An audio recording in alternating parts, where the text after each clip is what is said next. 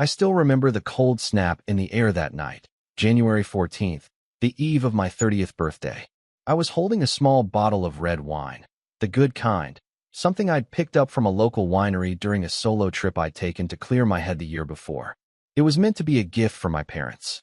Something to celebrate, maybe laugh over dinner, reminisce about childhood stories, even endure a few cringy baby photos my mom always loved to pull out when guests were over. That's how I pictured it anyway. A quiet dinner with my family, maybe a cake at the end. Nothing big, just normal, comforting. But when I pulled into their driveway, everything already felt off. No extra car parked out front like I'd expected. No balloons, no lights in the window. Just the porch light casting a dull yellow over the door like it had for the last 2 decades. I told myself maybe they were keeping it low-key this year. I hadn't asked for anything, just mentioned I'd be coming over after work. It wasn't like I was expecting a party. Then I saw it. A sheet of paper taped crookedly to the front door. Just one line written in fat, black marker. "You're not welcome here." I stood there for a second, gripping the wine bottle with both hands, rereading the words like maybe I was misunderstanding them. Maybe it was a joke? Some prank my younger cousin might pull? But the handwriting was unmistakable. My mother's. Slanted, dramatic cursive with extra loops on the Y and the H. My stomach dropped. At first, I thought I was hallucinating. Surely, no one puts that on their own front door. Not for their son. Not on his birthday. But then I heard it. Laughter. Not distant echoes, not TV noise. Actual voices. Familiar ones. My dad's low chuckle, my sister's high-pitched laugh, my brother-in-law talking loudly over everyone like he always does. Plates clinking. The oven timer beeping. Someone said, "Pass the bread." The dog barked once and was immediately hushed. They were having dinner. My birthday dinner. Without me. My first instinct was to knock. To just demand an explanation, ask them what was going on, what I did wrong. But something in me, something old and worn down, stopped me. A part of me that had seen this coming in slow motion for years, like a car veering off course in an icy parking lot, tires spinning, no one at the wheel. So instead, I took out my phone and snapped a photo of the sign. Not out of pettiness, out of necessity, like proof that it had really happened, that I hadn't imagined it. I walked back to my car, set the wine bottle on the passenger seat, and just sat there for a while, watching the house through the windshield. They didn't even notice. No one peeked out. No one texted. No one cared. That was the last time I saw my family in person.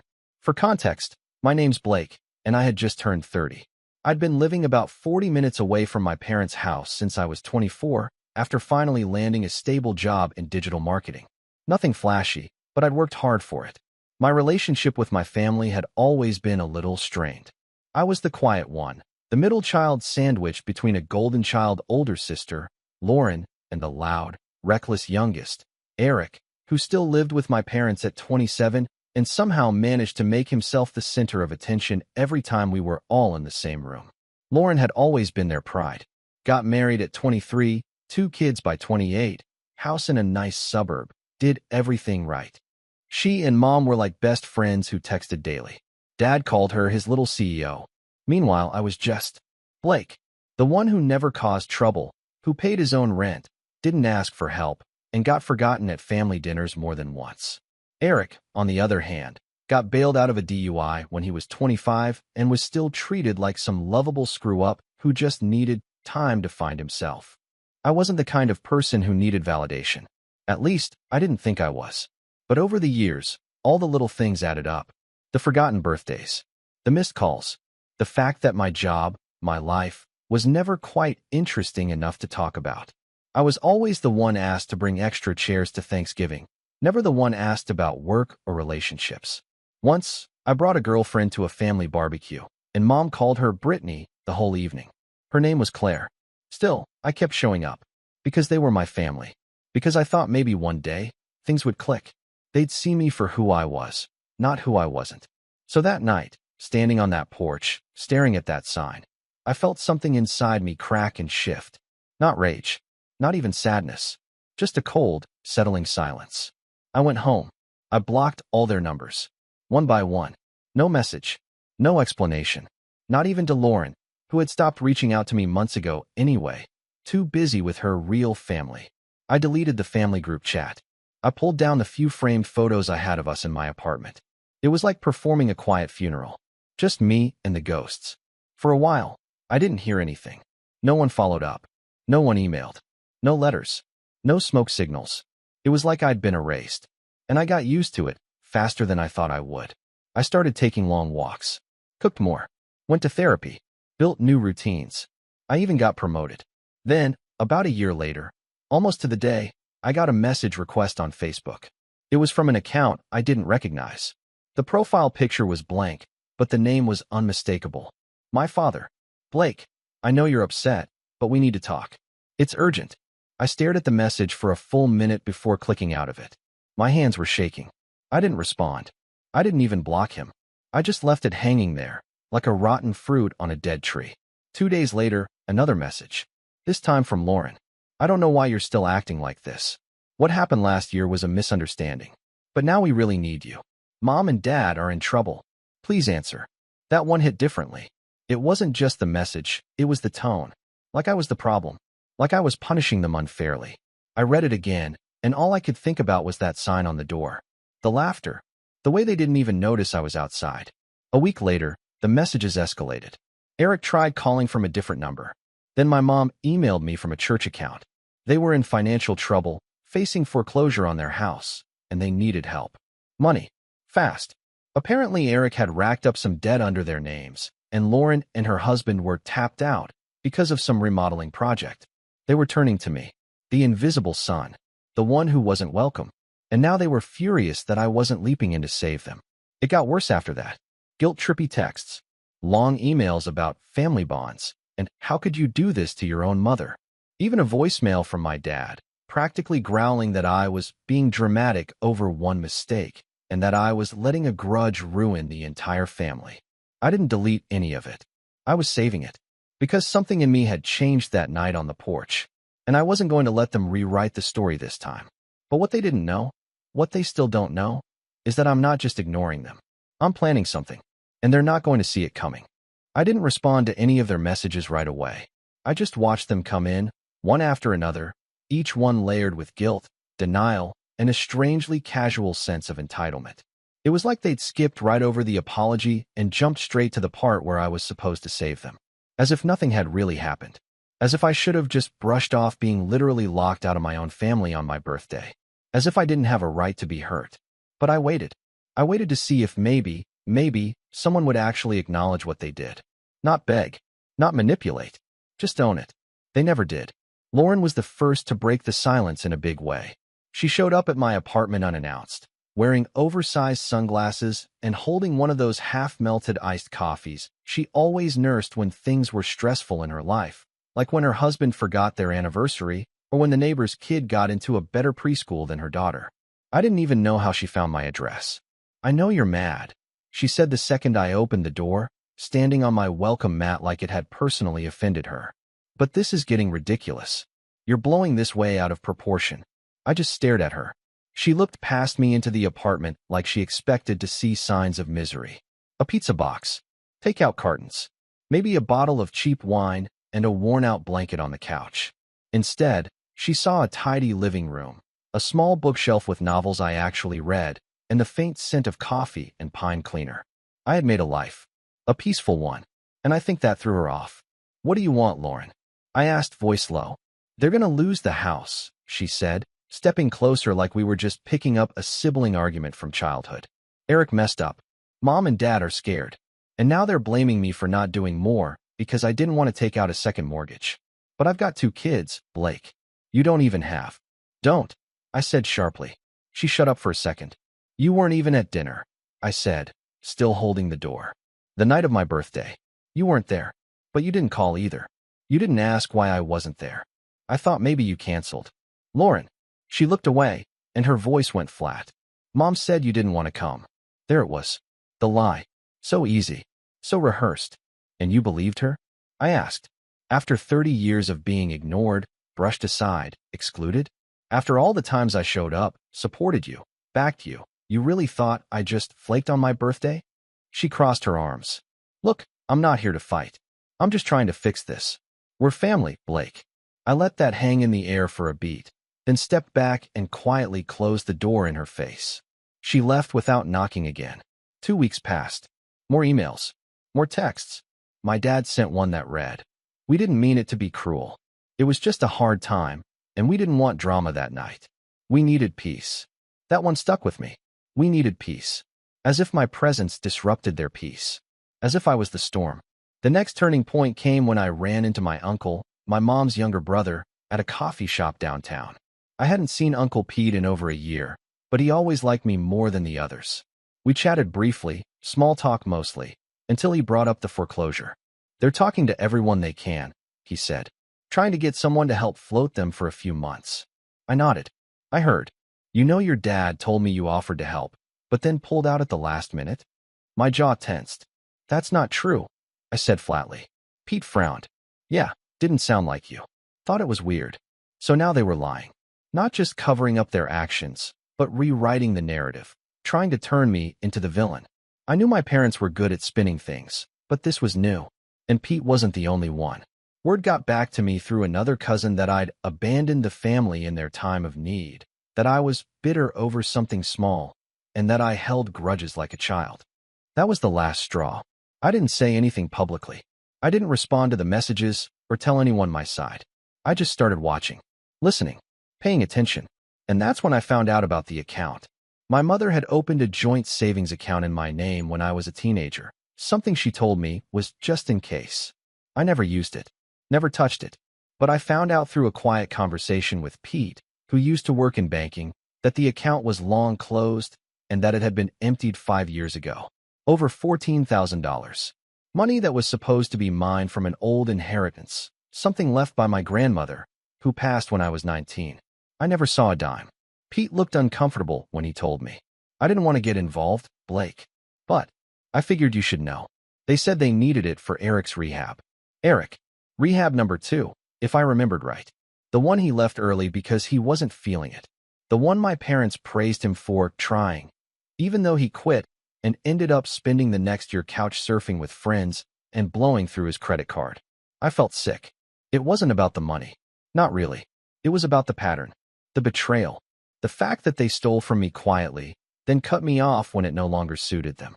They had been using me, emotionally, financially, and now, reputationally. And when I finally stopped giving, they acted like I was the one who turned my back. I kept everything. Screenshots, voicemails, copies of the old account statements that Pete helped me track down. I started documenting things, not out of paranoia, but preparation. Because I wasn't going to keep playing the role they cast me in. Then came the betrayal that shattered the last piece of me that still, stupidly, hoped they'd change. It was a Sunday afternoon when I got the message. Not from Lauren. Not from my parents. From Claire. Yes, that Claire. My ex. The one they had called Brittany all through that barbecue. The one who broke things off 2 years ago because she said she didn't want to marry into my family. We hadn't spoken since. Her message was short, cold, and devastating. "Your mom reached out to me. She said you're spiraling and asked if I'd consider talking to you, maybe helping you see reason. I told her not to contact me again. Just thought you should know." I don't know how long I stared at the screen. My mother had contacted my ex-girlfriend behind my back, told her I was spiraling, and tried to manipulate her into emotionally re-engaging with me to what? Snap me out of my tantrum, drag me back into the fold. I felt like I couldn't breathe. It was humiliating. It was intrusive. And it was the most grotesque violation of my privacy I'd ever experienced. She hadn't just crossed a line. She had bulldozed through a wall. And for what? Because I wouldn't open my wallet? Because I refused to be their safety net? That night, I sat at my desk and opened a blank document. At the top, I wrote, "They said I was being dramatic over one mistake." And underneath it, I began writing every moment. Every quote. Every memory. Every lie. I laid it all out in clear detail. Dates, bank records, names, texts. It wasn't for revenge. Not yet. It was for clarity. Because when the time came, and I knew it was coming, I wasn't going to just walk away. I was going to make sure they never forgot what they did. For about 2 weeks after Claire's message, I couldn't sleep. I'd lie in bed with the lights off and stare at the ceiling, my mind spinning like a scratched record stuck in a loop.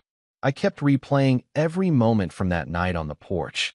The sign, the laughter, the warmth behind the windows I'd never been invited into. Then the emails. the accusations, the fake victim narratives they were spreading. And now this, my own mother reaching out to an ex I hadn't spoken to in 2 years, telling her I was spiraling. I wasn't spiraling. I was waking up. But in that moment, it didn't feel like strength. It felt like freefall. I didn't tell anyone. Not my coworkers. Not the few friends I still kept in touch with. Not even my therapist, at first. I just shut down. I went into autopilot mode. Wake up. Shower. Eat something small. Commute. Work. Smile politely at meetings. Laugh when someone made a bad joke about spreadsheets. Reply to emails like nothing was wrong. I'd always been good at staying invisible. I was raised to be. You learn early, when you're the overlooked one, how to fold yourself small. How to take up just enough space to be tolerated, not enough to be a burden. But eventually, that survival skill starts to feel like a coffin. One night, I stayed late at the office, not because I had to, but because I didn't want to go home. My apartment had become too quiet, too still. It felt like a waiting room I'd been sitting in for years, hoping someone would finally walk through the door with answers. Instead, all I had was a cold dinner and that stupid wine bottle I still hadn't opened from my birthday. It sat on the counter like a cruel souvenir. I remember slumping over my desk, the glow of the monitor lighting up my tired eyes, and just whispering, "Why wasn't I enough?" It was the first time I'd said it out loud. It wasn't just about the birthday, or the sign, or even the money they took behind my back. It was years of being the second thought, the afterthought, the background character in a family that always made me feel like I had to earn a seat at the table that should have been mine by birthright. And now, they wanted help. Not because they saw my value, but because they saw my wallet. That realization broke something in me. But in the silence that followed, something else started to grow. Resolve. A few days later, I booked a session with my therapist. I hadn't seen her in a while, not since things with Claire ended, and I almost canceled at the last minute. But I went. I sat down across from her, still half in that haze, and I just said, "I think I'm done pretending they'll change." She nodded, didn't say anything, just waited. And for the first time, I told someone everything. Not just the surface level stuff. Not just my family doesn't get me. I told her about the sign on the door, the stolen inheritance, the lies they were spreading, Claire, the messages, the guilt trips, everything. It poured out of me like water from a cracked dam. My voice shook. My hands trembled, but I didn't stop. And when I was done, she sat with it for a while before finally asking, "What would healing look like for you, Blake?" That question haunted me for days. I didn't have an answer at first. I wasn't sure I'd ever be fully healed, but I knew what I didn't want anymore. I didn't want to be the dependable, invisible son. I didn't want to be the backup plan, the silent support beam holding up a house that never once sheltered me. So I started small. I redecorated my apartment. Nothing drastic, just changes. I got rid of the old couch my parents gave me when I moved out, a hand-me-down with coffee stains and a sagging cushion I'd never bothered replacing. I bought one I actually liked. Firm, clean, new. I donated old clothes, got new sheets, rearranged the furniture, hung art I actually cared about. It felt like reclaiming space in my own life. Then, I started cooking again. I'd forgotten how much I liked it. Not just microwave meals or rushed pasta, but real cooking. I made lentil stew one night, slow-cooked for hours, with garlic naan and roasted carrots. It filled the apartment with warmth. I lit a candle, ate on real plates. It was just me, but for the first time, that didn't feel lonely. It felt peaceful. At work, I quietly started applying for new positions. Not because I hated my job, but because I realized I'd settled. I'd been playing safe my entire life, afraid to take risks, afraid of being too much. My father always said, "Be grateful for what you have," which is code for don't ask for more. But I wanted more. So I updated my resume, started networking, sent out emails, got a few rejections, but one day, a small creative agency reached out. They liked my work. They were impressed by a campaign I'd helped run. They offered me a role, more responsibility, more money, and most importantly, respect. I took it, and it felt like stepping into sunlight after years of cloud cover. The messages from my family kept coming. More desperate now, more manipulative. Lauren sent a photo of the house, the for sale sign crooked in the yard. "They're losing everything, Blake. Please, just talk to them." Eric sent a voice note at 2 a.m. Slurred, rambling. Something about how mom cries every night, and how I was being selfish. I deleted it. My mother finally broke and sent me a long, rambling email titled, "I did what I thought was best." It was 4 paragraphs of her justifying the money, the birthday, the message to Claire. Not a single sentence said, "I'm sorry." Not once did she ask how I was. It ended with, "You'll regret turning your back on family." I stared at those words for a long time. And instead of crying, I laughed. Because for the first time in my life, I knew I wouldn't regret it. Not even a little. My rise wasn't dramatic. There was no overnight transformation. No grand reveal. It was subtle, steady, like a slow tide rolling in, reshaping the shore without making a sound. I started running in the mornings.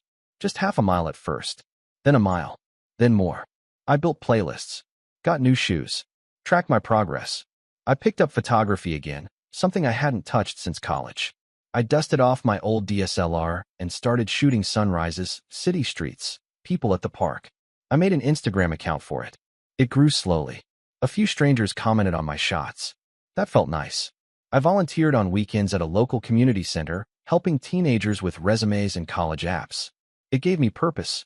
It reminded me that I had something valuable to offer, that my voice mattered. And I made new friends. Not many, but good ones. People who didn't know me as the quiet one or the backup son. People who liked me for me, the man I was becoming. He didn't need their approval. He didn't need to prove his worth. But that didn't mean he'd forgotten. One rainy afternoon, nearly 10 months after that birthday night, I got a call from a number I didn't recognize. I let it go to voicemail. Later, I played it back. It was my father. "Blake, I don't know what to say anymore. I know we hurt you. But this is too far. You're choosing to watch your family fall apart. I hope you're proud." He hung up. No apology. No ownership. Just one final guilt trip. But I wasn't watching them fall apart. I was watching the consequences they built finally catch up to them. And soon, I'd be doing more than watching. Because I'd been preparing. Patiently. Quietly. Strategically. And when the time came, they'd learn exactly who I'd become without them. The email from my father, the one with, "I hope you're proud," wasn't what hurt the most. What hurt was how predictable it was. Because even after everything, after the birthday snub, the inheritance theft, the lie to Claire, the gossip they spread, they still thought they could control the narrative. They still saw me as the same old Blake. The background son. The invisible one. The one who'd eventually cave. Who always did the right thing, even if it meant bleeding quietly for everyone else's comfort. That version of me was gone. And now, I wasn't just rebuilding. I was preparing. Because when people like that fall, they always look for someone to blame. Someone to drag down with them. And this time, I wasn't going to be their safety net or their scapegoat. This time, I was going to be their mirror. And I'd make sure they couldn't look away. I started with the documents. Pete, Uncle Pete, the one honest man left in our orbit, had helped me dig up the old banking records a while back. He'd quietly pulled a few strings at the credit union where he used to work, and together we'd confirmed it. The inheritance account in my name had been drained 5 years ago, bit by bit.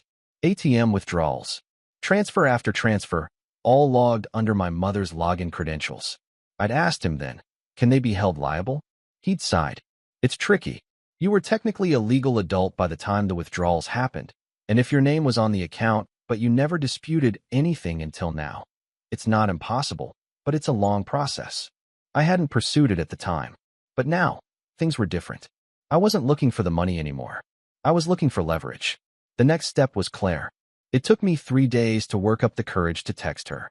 I didn't want to stir the past, but I owed it to myself to understand how deep this mess went. I kept the message short and respectful.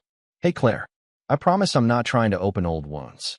But I need to ask, when my mother reached out to you, what exactly did she say?"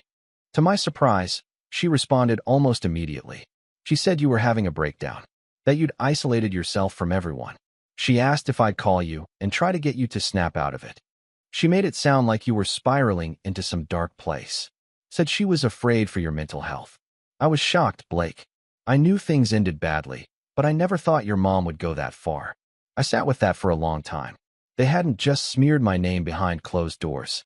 They were weaponizing concern, spinning lies about my mental health to manipulate the people around me. It wasn't just cruel, it was dangerous.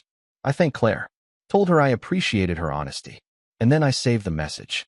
More documentation, more pieces for the puzzle I was building.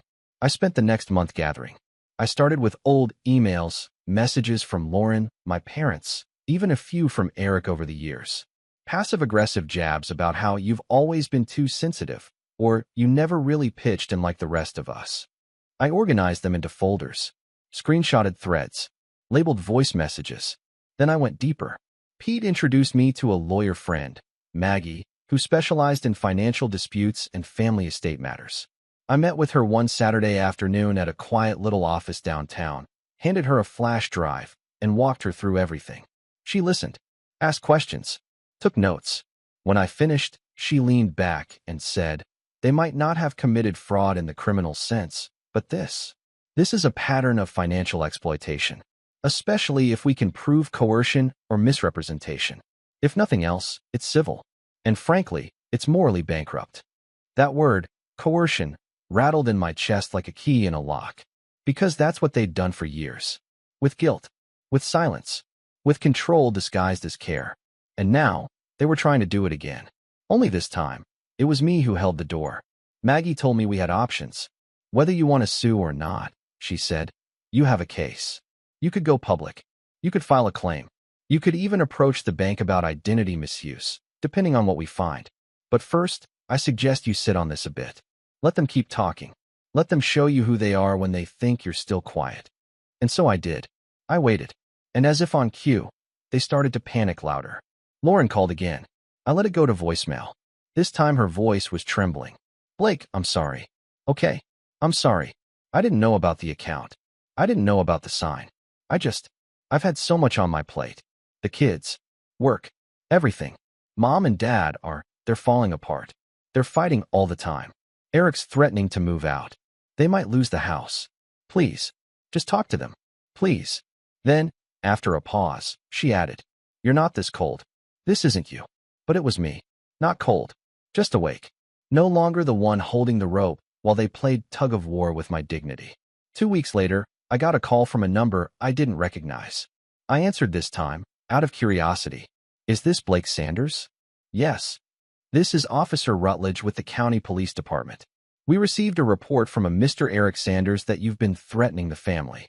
He listed your number and email and said you've been sending harassing messages. Do you have a moment to speak with me?" My stomach dropped. For a brief second, the old fear came flooding back, the instinct to shrink, to apologize, to smooth things over. But I caught myself. "No, officer. I haven't contacted my brother in over a year. I have documentation of all communication. I'd be happy to share that with you." The officer paused. "Well, that's helpful." Honestly, his statement was thin, but we had to follow up. "Mind sending over whatever you have?" I did. Every email, every voicemail, every unreturned message, every screenshot showing that they had been the ones hounding me, not the other way around. I never heard back from Officer Rutledge, but the message was clear. Eric had tried to escalate things, maybe out of spite, maybe out of desperation, maybe because someone, likely my father, had told him to do it. And now, they'd played their hand. They weren't just desperate. They were dangerous, which meant it was time for me to stop playing defense. I called Maggie. "I want to move forward," I told her. "Not just legally. I want to make sure they can't do this again. To me, or anyone else." She helped me draft a cease and desist letter. We addressed it to each of them individually, my parents, Lauren, and Eric. It spelled out the harassment, the lies, the slander, and it warned that any further attempts to contact me, smear me, or involve law enforcement under false pretenses would result in immediate legal action. I sent it certified mail. Signature required. The silence that followed was deafening. No calls, no emails, no more voicemails at 2 a.m. Just nothing. For the first time in over a year, I breathed easy. But I wasn't done yet, because they had spent decades telling everyone I was unstable, ungrateful, unloving. They'd rewritten our story and handed it out like a script. And now, they were about to face the full consequences, not in anger, not in chaos, but in clarity. I started working on something else, something bigger. It began as a document, then a draft, then a story, not for the public, not yet, but a record of who I was, what they did, and what happens when the quiet one finally speaks. Because they'd called it one mistake. But soon, the world would know just how many there really were. I didn't get satisfaction from watching them suffer. That's the part people get wrong about revenge. It's not about watching someone burn while you sip coffee with a smile. It's not about rage or retaliation or even gloating. Not when you've been gaslit and discarded for most of your life. It's about clarity. About making sure the truth doesn't rot in your chest like a splintered rib. About finally reclaiming a story that was twisted from the moment you learned to speak. And for the first time, they would have to listen. I spent 2 months finalizing everything. Quietly. Precisely. It started with what I called the archive. A simple cloud folder organized into categories: financial exploitation, emotional manipulation, exclusion, smear campaign, legal threats, police involvement.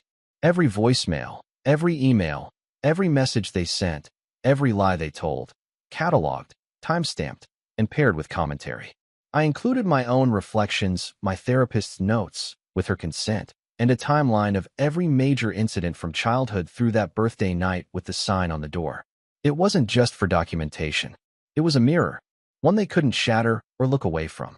Then I compiled a letter. Not an attack. A report. A full breakdown of what they did to me and why it mattered. I titled it, "The Son You Never Saw." And I sent it. Not to them. To the people they cared about. Their church leadership. Their neighborhood association board. My cousin's family. A few of their closest friends. The very same people they'd told for years that I was distant, unstable, selfish, and cold. Each recipient got a link to the archive. A personal note. Not accusatory. Not cruel. Just honest. I'm sharing this not to shame anyone, but to tell the story they've never allowed to be heard. I've remained silent out of fear and respect. That silence nearly broke me. I'm not asking you to take sides. I'm just asking you to read. The impact was immediate. I didn't hear from my parents directly, of course. That was expected. But Pete texted me the next morning. "Pete, Blake, what you sent out, people are talking. The church board is furious. A few of Mom's friends are distancing themselves. Some had no idea about the inheritance or the birthday thing. One lady said she's known them for 20 years and never once heard them mention you had a job." I almost laughed. 20 years. And somehow I was still invisible even when I wasn't in the room. But now, they couldn't pretend I didn't exist. My story was out. Unfiltered. Uncontrollable. And it spread. 2 weeks after the archive went out, I received a letter from their church. It was formal, but I could feel the emotion behind it. They thanked me for my vulnerability, expressed concern, said they'd reached out to my parents privately to offer counseling. One board member even emailed me personally and said, "I had no idea. I'm sorry for the role silence may have played in this." The fallout snowballed. Eric's old friends, some of whom were mutual connections from college, started commenting on Facebook. Subtle things. Vague quotes. Nothing direct. But I knew. And more importantly, they knew. Their social network was fraying. People were watching now. Whispering. They were no longer the beloved family with the troubled middle child who never visits. They were the parents who locked their son out on his birthday, drained his inheritance, and then spread rumors about his mental health when he refused to save them. Lauren was the first to crack. She showed up at my new apartment. I'd moved a month prior and hadn't told anyone where. I still don't know how she found the address. But there she was, eyeliner smudged, cardigan clinging to her like armor, her voice tight and trembling. "You've destroyed everything," she hissed before I even opened the door all the way. I didn't respond. I didn't need to. She pushed forward. "Do you know what you've done? Mom can't even go to the grocery store without someone asking about that damn letter. Dad's being pushed out of the HOA board. And Eric? He's talking about suing you for defamation." I gave her a long, steady look, then calmly said, "Good luck with that." I kept records. Her jaw clenched. "I didn't deserve this," she said. "None of us did." That was the last straw. I stepped out, closed the door behind me, and stood in front of her, not with anger, not with smugness, but with something colder. Cleaner. "I begged for years," I said quietly. "For recognition. For space. For a sliver of decency. I gave you all chance after chance. I never lashed out. Never retaliated. I even kept showing up, hoping maybe one day someone would see me. I took a step closer. You made this. All of you. With every lie. Every silence. Every time you rolled your eyes and said I was being dramatic. You didn't care about me, Lauren. You cared about the version of me you could control. The one who stayed quiet and picked up the pieces." Her eyes glossed over. "We were trying to protect the family." "No," I said, voice hardening. You were trying to protect the image of the family. She didn't respond. She couldn't. And before she could launch into another tirade, I handed her an envelope. Inside was a formal letter from Maggie, the lawyer. It detailed my intention to seek legal repayment for the drained inheritance. It cited account numbers, transaction records, and legal statutes outlining exploitation of financial assets without consent. The letter ended with an option: settle privately, or we go to court. Lauren didn't say another word. She just left. 3 months later, I received a payment. $14,000. No apology. No acknowledgement. Just a check in the mail from a joint account under my parents' names with the memo, settlement. It wasn't about the money. It never was. But it was the first time they were forced to give something back. And with that, the rope I'd carried around my neck for 30 years finally snapped. I took the check, deposited it, and transferred half of it to a local scholarship fund I'd been working with, the same one that helped kids who, like me, had been told they weren't enough by the people who should have lifted them up. The other half, I used to take a trip, not a vacation, a reset. I went to a quiet cabin in the mountains. No signal, no noise, just trees, silence, and peace. The kind I never knew existed. And on the final night there, I opened that same wine bottle I'd brought to my parents' house for my 30th birthday, the one that had sat unopened for a year and a half. I poured a glass, took a long sip, and wrote the final entry in my archive. They said I was being dramatic over one mistake, but it was never just one. And now, they finally understand. The son they discarded is the man who learned to stand. Not in spite of them, but without them. I closed the file, uploaded it to a secure drive, and walked away from it all. Not bitter, not broken, just free.